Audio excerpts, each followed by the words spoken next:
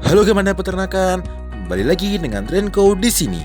Kali ini, teman-teman Gamada akan menyaksikan video tentang materi kedua, yaitu kontribusi peternakan bagi bangsa. Tetap semangat dan selamat menyaksikan. Assalamualaikum warahmatullahi wabarakatuh, dan salam kasih untuk kita semua.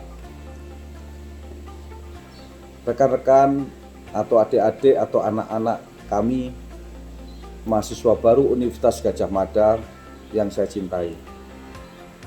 Perkenalkan, nama saya adalah Ahmad Dawami. Saya sebagai Ketua Kapgama, yaitu Keluarga Alumni Fakultas Peternakan Gadjah Mada, yang saat ini diminta untuk memberikan sedikit wejangan kepada rekan-rekan atau adik-adik, khususnya Fakultas Peternakan Universitas Gadjah Mada. Adik-adik semuanya, kadang kita berpikir, apa sebabnya kita kok memilih Fakultas Peternakan? Pasti berbagai macam alasan yang kalian dapatkan atau kalian bisa ungkapkan. Ada yang memang niat, ada yang memang kejeblos, atau mungkin yang lainnya.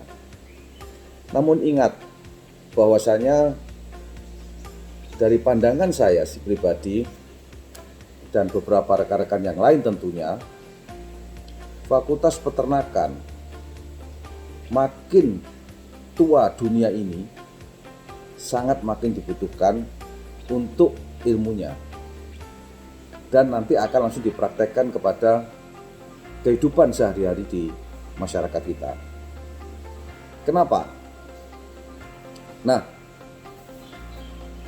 ingat Undang-Undang nomor 18 tentang pangan, nomor 18 tahun 2012, itu telah mengatakan atau disebutkan bahwa negara berkewajiban mewujudkan ketersediaan, keterjangkauan, dan pemenuhan konsumsi pangan yang cukup bagi masyarakatnya.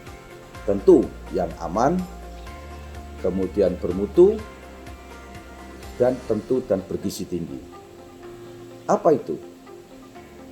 Peran peternakan di Indonesia sangat luar biasa. Maka dari itu, kita ini sebagai penyokong sumber daya manusia, sudah tidak bisa dipungkiri bahwa prestasi atau kekuatan sumber daya manusia itu yang akan membawa negara kita ini akan semakin maju di kemudian hari. Nah, rekan-rekan atau adik-adik semuanya, sampai dengan tahun 2018, 2 tahun yang lalu, dunia peternakan ini telah menyedot sekitar 13 sampai dengan 14 juta tenaga kerja. 13 sampai 14 juta tenaga kerja rumah tangga atau rumah tangga peternakan yang ada di Indonesia.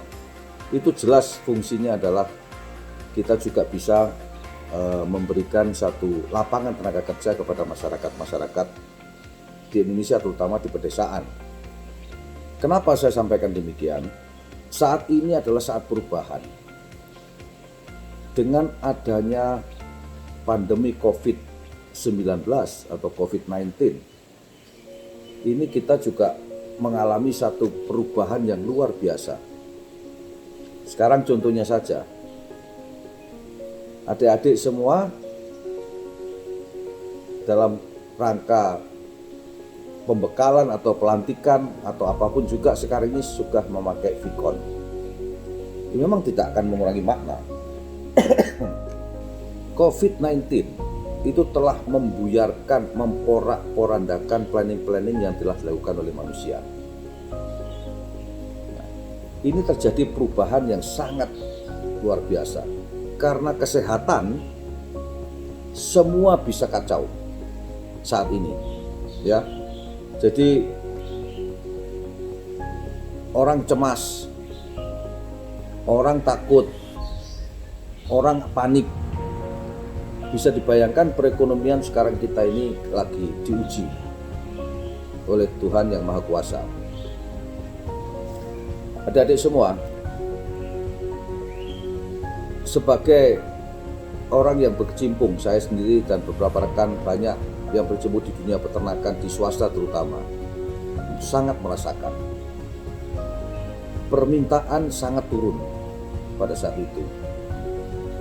Horeca, hotel, restoran, dan kafe-kafe tutup semua. PHK sampai dengan 13 April tahun 2020 telah dinyatakan 2,8 juta karyawan di Indonesia ini dalam segala lapisan itu juga telah dilakukan PHK atau dirumahkan lah paling tidak. Ini suatu hal yang sangat kita prihatinkan. Ya, namun terjadi perubahan yang sangat drastis. Sebenarnya perubahan ini harusnya sudah kita antisipasi sebelumnya. Apa itu? Sekarang ini mulailah beberapa hal yang sifatnya online itu terjadi. Beli makanan online, beli baju online, beli apa-apa online. Karena bagaimanapun juga semua manusia itu pasti akan concern terhadap kesehatannya. Tapi penurunan omset atau penurunan permintaan karena mendadaknya atau pandemi ini masuk ke Indonesia itu memang membuat sedikit stres atau sedikit kacau beberapa pengusaha maupun beberapa karyawan yang telah dirumahkan maupun yang tidak dirumahkan. Sampai kapan ini terjadi? Bahkan income pemerintah pun juga mengalami penurunan. Sedangkan konsumsi rumah tangga itu adalah yang terbesar yang ada di Indonesia untuk memutar usaha kita semua. Kalau dibandingkan kuartal 1 tahun 2019 dan kuartal 1 tahun 2020, konsumsi rumah tangga itu drop sampai lebih dari 50%. Nah, itu bisa kita bayangkan. Semua sepi, pariwisata sepi, transportasi sepi, keuangan juga demikian, bahkan bank pun sekarang tidak berani memberikan kredit. Atau kalau memberikan kredit itu ada, tapi sangat selektif. Kita tidak tahu sampai kapan ini terjadi. Nah, adik-adik semua, tugas kalian itu sangat mulia, terutama dari Fakultas Peternakan. Karena bagaimanapun juga yang akan datang, manusia di dunia ini 17-20 tahun yang akan datang akan menjadi sekitar 9 miliar manusia, di mana dunia ini penuh air, pangan, energi, rebutan. Nah, disitulah fungsi daripada bagaimana kita mencari ilmu sebaik mungkin agar kita bisa mendapatkan seefisiensi mungkin, seperti halnya yang telah diterapkan juga atau disampaikan juga pada Undang-Undang 18 tahun 2012 itu juga mengatakan bahwa kita harus membuat satu efisiensi terutama dalam dunia pangan.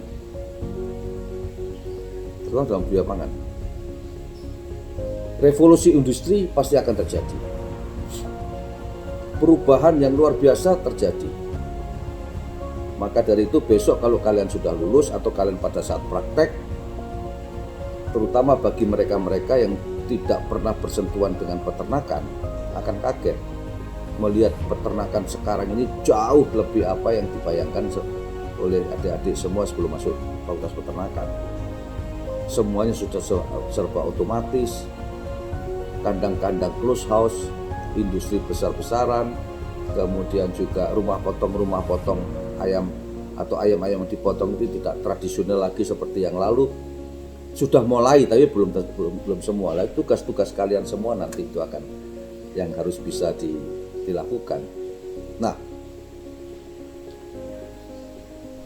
bagaimanapun juga meskipun dengan pandemi COVID-19 ini masih belum tentu, peluang-peluang lain juga pasti ada. Yang sekarang ini justru peluang yang bagus saat ini loh ya, itu adalah yang di bidang kesehatan ya. Terus kemudian ya kayak obat-obatan, wah orang saking paniknya tuh membeli semua vitamin-vitamin yang kadang-kadang juga maaf ya mungkin juga tidak diperlukan. Bahkan sepeda itu bisa naik sampai 1000%. Semua berpikir wah sepedaan semua sepeda. Itulah yang kejadian yang ada. Artinya apa? Bahwa di dalam kesulitan pasti itu akan ada kemudahan. Itulah yang membuat kita harus smart dalam arti bisa melihat peluang yang ada. Nah, adik-adik semua, kalau kita melihat situasi seperti ini, siapa yang berisiko? Generasi yang akan datang, itu yang paling besar risikonya nanti. Khususnya anak-anak yang sekarang masih kecil-kecil, balita atau menjelang remaja dan sebagainya, itu akan ada risiko menjalani atau mengalami konsekuensi untuk jangka panjang. Kalau kita tidak manage mulai sekarang, kalau kita tidak prioritaskan mulai sekarang, yaitu konsumsi gizi yang harus sangat diperhatikan, tidak boleh kita lewatkan.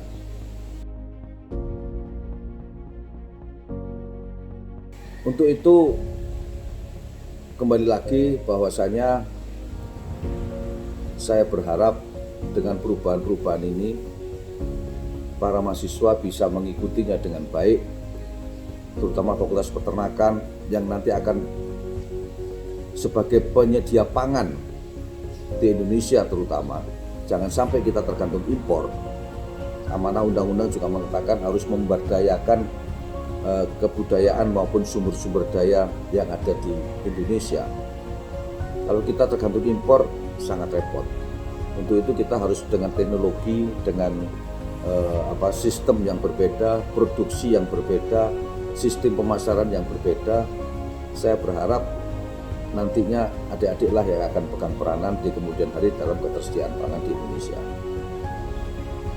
Itu tugas mulia. Tugas mulia yang belum tentu semuanya akan bisa mengikuti. Sampai ada prinsip kayak di New Zealand, di Selandia Baru. Jadi mereka mengatakan negara kaya kalau peternakannya itu berkembang. Negara miskin kalau peternakannya itu tidak berkembang. Karena apa? Ya memang sumber daya untuk kecerdasan otak-otak kita. Kemudian selain itu juga perputaran usaha. Nah, itulah tugas Anda yang mulia. Kalau peternakannya maju, semua akan ikut maju. Lokomotif juga akan ikut maju. Peternakannya maju, ayamnya banyak, susu sapinya, daging sapinya, telurnya, itu nanti otomotif juga akan maju kok. Karena membutuhkan transportasi, membutuhkan truk, membutuhkan mobil, membutuhkan pickup dan sebagainya untuk mengangkut ini. Yang lain akan mengikuti. Nah, disinilah peran Fakultas Peternakan dengan perubahan atau makin tuanya dunia ini sangat kita harapkan di Indonesia ini jangan sampai ketergantungan dengan impor nantinya. Saya rasa untuk sementara pesan-pesan saya itu saja dulu sementara. Dan sampai jumpa nanti pada diskusi kalau seandainya kita nanti akan ada satu diskusi yang cukup panjang. Kita bisa lebih mendalami lagi peran-peran peternakan di dunia peternakan di Indonesia ini. Sekali lagi saya ucapkan selamat atas keberhasilan Anda untuk masuk sebagai mahasiswa atau mahasiswi di Universitas Gadjah Mada yang sangat kita banggakan ini.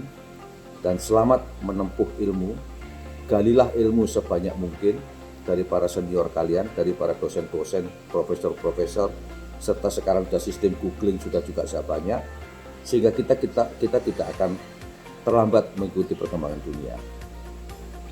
Sekian dulu, sampai jumpa di suatu saat. Terima kasih. Wassalamualaikum warahmatullahi wabarakatuh.